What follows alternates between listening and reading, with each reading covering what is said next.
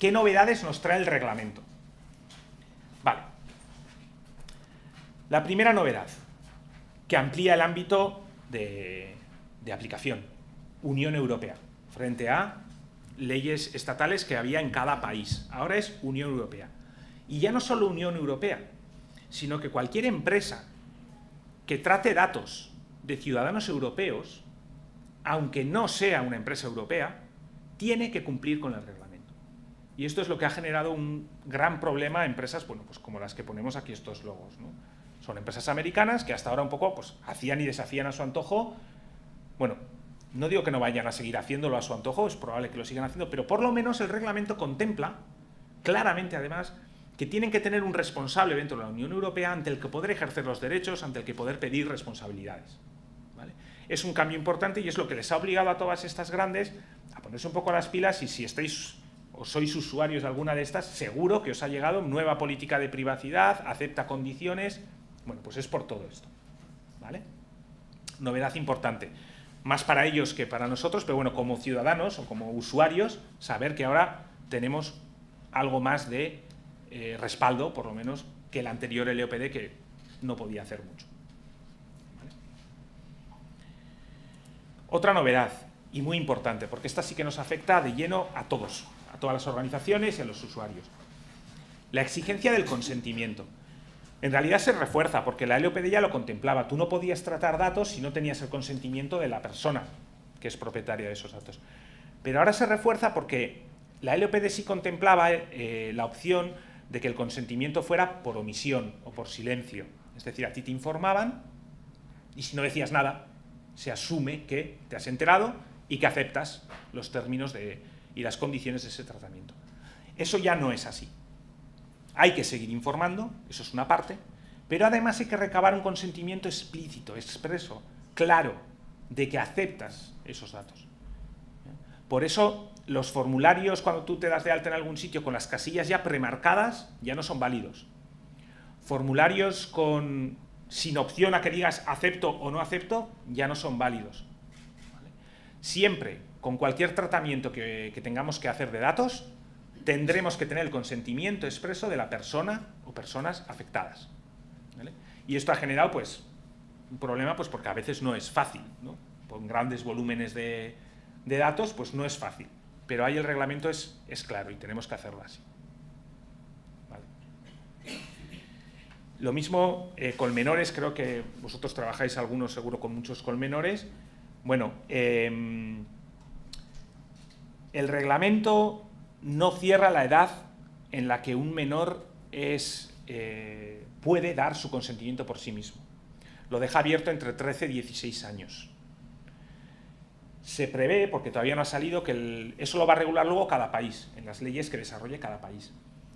Lo que se está barajando en España es que sea 14, es lo que suena, pero todavía no es oficial. Entonces, bueno, quedaros con que un menor de 14 años ya podría dar un consentimiento por sí mismo para ciertos tratamientos de datos.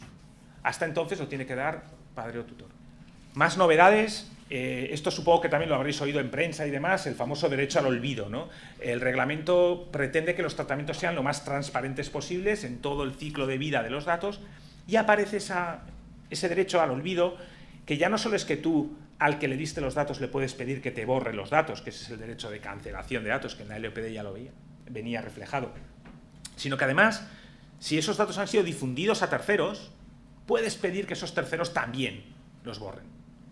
Por eso ponemos aquí pues, Google, pues porque tienen un problema este tipo de empresas, ¿no? Que han indexado esos datos y a ti te pusieron una multa en el año 98, en el Boletín Oficial del Estado salía, buscas en Google y sigue saliendo, ¿no? Entonces tú dices, pues yo tengo derecho, que encima ya la pagué, a que no vuelva a salir. Tienes derecho a pedir eso, ¿vale? Con el nuevo reglamento. ¿Vale? Los datos especialmente protegidos. Bueno, es igual que en la LOPD, es decir, los de categoría alta, que eran ideología, religión, afiliación sindical, creencia, salud, origen racial y vida sexual, son datos de nivel alto según la LOPD y siguen siendo datos especialmente protegidos en el nuevo reglamento. Pero además de esos, se incluyen también como especialmente protegidos los datos genéticos y biométricos. ¿Vale? porque se entiende que se puede identificar a una persona con ellos, ¿vale? Simplemente tenerlo en cuenta. Los datos de salud son muy habituales, además por el tipo de trabajo que hacéis vosotros podéis tener de esos, siguen siendo de nivel alto, son de especialmente protegidos. Habrá que tomar medidas acordes a ese nivel. Otra novedad, que va un poco en la línea que os decía de que esto es más proactivo, ¿no? Lo que pide el reglamento es que se protejan los datos desde el diseño.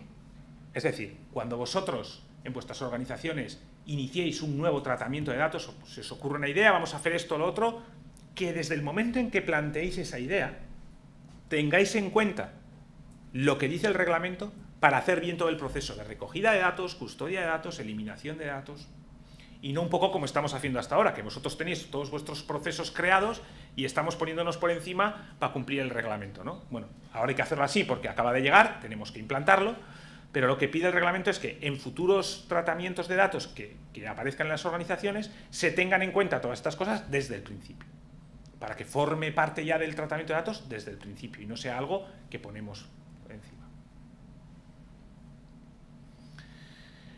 Más, antes la LOPD pedía registrar los ficheros en la Agencia Española de Protección de Datos, no sé si os sonará, pero bueno, pedía eso. Tú tenías que decir, yo tengo datos de clientes, de trabajadores, de proveedores y de candidatos, y lo publicabas en la agencia. No los datos de los clientes, pero sí que tenías datos de... Eso ya desaparece. No hay que registrar nada en la agencia, ¿vale? Eso es una cosa que viene bien, porque era un poco farragoso ese proceso. Si solo tocaba hacerlo, era un poco farragoso.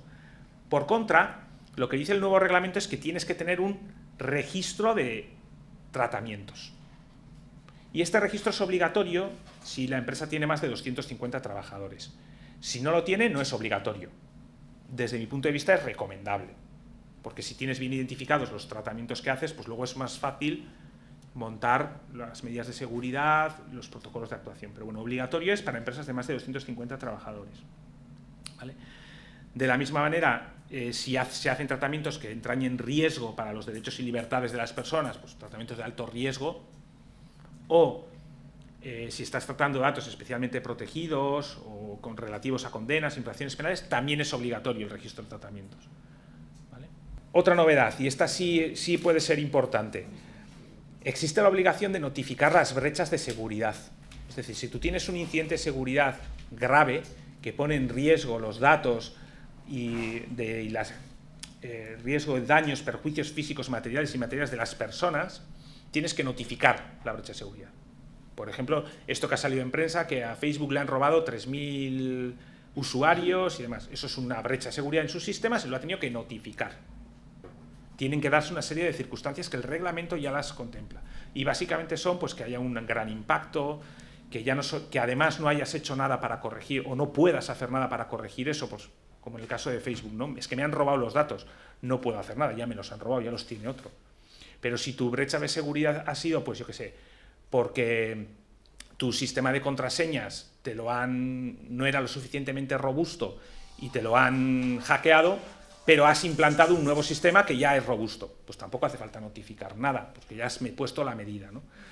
Esta parte la ponemos porque es importante, las organizaciones tienen que tener un canal de comunicación de incidentes de seguridad a la autoridad de control, pero entendemos que en la gran mayoría de los casos será algo que no usaréis nunca, y más por el tipo de asociaciones que sois, pues es difícil que el impacto sea muy grande como para que cumplamos los requisitos de notificación, pero tenerlo en cuenta. Bueno, más novedades, esto va un poco en la línea, ya ha salido antes, hay que realizar evaluaciones de impacto. ¿Qué significa esto? Tienes que analizar tus riesgos, tienes que ver cómo impactan las diferentes situaciones que se puedan dar durante el tratamiento, valorarlas y en función de todo eso, pues tomar medidas, ¿no? En concreto, además, se ha sacado una guía para hacer estas evaluaciones de impacto, pero que hay que hacerlas solo en determinados casos, ¿no? Que es cuando sea probable que las operaciones de tratamiento utilicen nuevas tecnologías o entrañen en un alto riesgo para los derechos y libertades de las personas. ¿Qué significa esto? Grandes explotaciones de datos, una visión muy global de los datos, machine learning, big data, todo este tipo de cosas. Yo en todas las organizaciones que me he movido haciendo este tipo de presentaciones o incluso implantaciones de reglamento, nadie ha tenido que hacer una evaluación de impacto siguiendo la guía. Basta con un análisis de riesgos normal de qué cosas me pasan en mi día a día y en base a eso tomo mis medidas, ¿vale? Pero que sepáis que existe. Y además que hay una guía, en este sentido la agencia se está portando bastante bien porque ha sacado muchas guías. En la página web de la agencia están disponibles, las podéis ver, y ha sacado guías de cómo hacer ciertas cosas, ¿no? Y está muy bien, porque dan una pauta, una orientación. Otra novedad, que igual os suena también, el delegado de protección de datos, DPO, de sus siglas en inglés. Es una figura que en la LOPD anteriormente hacía referencia al responsable de seguridad, ahora se habla de delegado de protección de datos, delegado de protección de datos. Es un rol muy especial dentro de la organización y no es obligatorio, ¿vale? O sea, por defecto no es obligatorio, no hay por qué tener un DPO, excepto tres situaciones o tres situaciones claramente definidas. Si eres un organismo público, entonces sí, tienes que tener un DPO. Si realizas una observación habitual y sistemática de personas a gran escala, es decir, lo que os decía antes, Big Data, Machine Learning, perfiles, para ver a este le mando esta publicidad, a este le mando esta otra, segmentación, todo ese tipo de cosas, ahí sí. Y si además tienes datos especialmente protegidos, aunque no hagas ese Big Data, si tienes datos especialmente protegidos o relativos a condenas e infracciones, a gran escala. Entonces aquí la pregunta es, ¿y qué es gran escala? Bueno, pues todavía no está definido claramente, pero para que os hagáis una idea o para un orden de magnitud, por ejemplo, un hospital tiene que tener DPO, porque se considera que sus pacientes es gran escala, porque abarca una comarca, una comunidad, vamos a decir. Un médico de empresa que atiende a los trabajadores de una empresa no se considera gran escala, aunque tenga la misma información, ¿eh?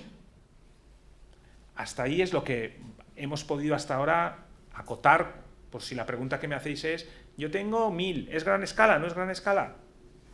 ¿Vale? En la gran mayoría de casos, de organizaciones y de empresas, no hacen tratamientos a gran escala, aunque tengan muchos clientes, no hacen tratamientos a gran escala. ¿Vale? Y luego sí que hay una serie de organizaciones o de tipos de organizaciones que sí o sí tienen que tener DPO, pues un banco, una compañía de seguros, colegios, porque se entiende que por la propia actividad que hacen ya es que se les obliga a tenerlo. Lo normal es que las organizaciones o asociaciones como podéis estar aquí, lo normal es que no tengáis obligatoriedad de tener DPO. Pero bueno, conviene analizarlo un poco y en cada caso habría que ir bien.